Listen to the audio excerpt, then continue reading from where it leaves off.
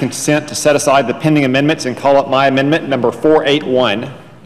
Is there objection? Without objection.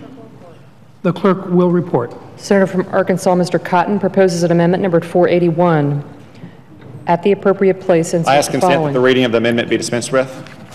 Without objection. Since its founding in 1948, Israel has been a strong and steadfast ally to the United States in the Middle East, a region characterized by instability and violence.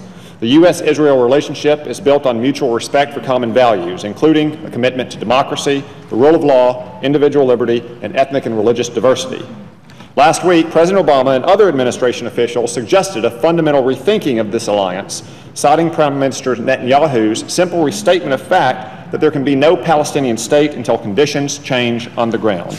The Palestinian Authority must, at a minimum, eject Hamas from its governing coalition, reclaim control of the Gaza Strip, accept the demilitarized eastern border, and recognize Israel's right to exist as a Jewish state.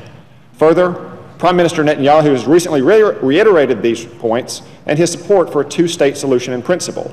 In this light, any suggestion that the U.S. may reconsider our support for Israel, especially our support at the United Nations, is wrong-headed and short-sighted, because the United Nations, regrettably, has consistently employed a double standard in its treatment of Israel, making false allegations against Israel while ignoring even worse behavior by other countries.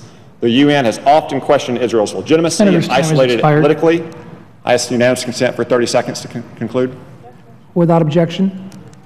The UN Human Rights Council has focused obsessively on Israel. The UN General Assembly has adopted 21 resolutions singling out Israel. Because of this regrettable history, my amendment lays the groundwork for the restriction of funding to the United Nations should it take unfair and discriminatory actions against Israel or attempt to impose a final settlement on Israel and the PA. My hope is this will not be necessary, but this Congress should be prepared to take action to defend the U.S.-Israel alliance.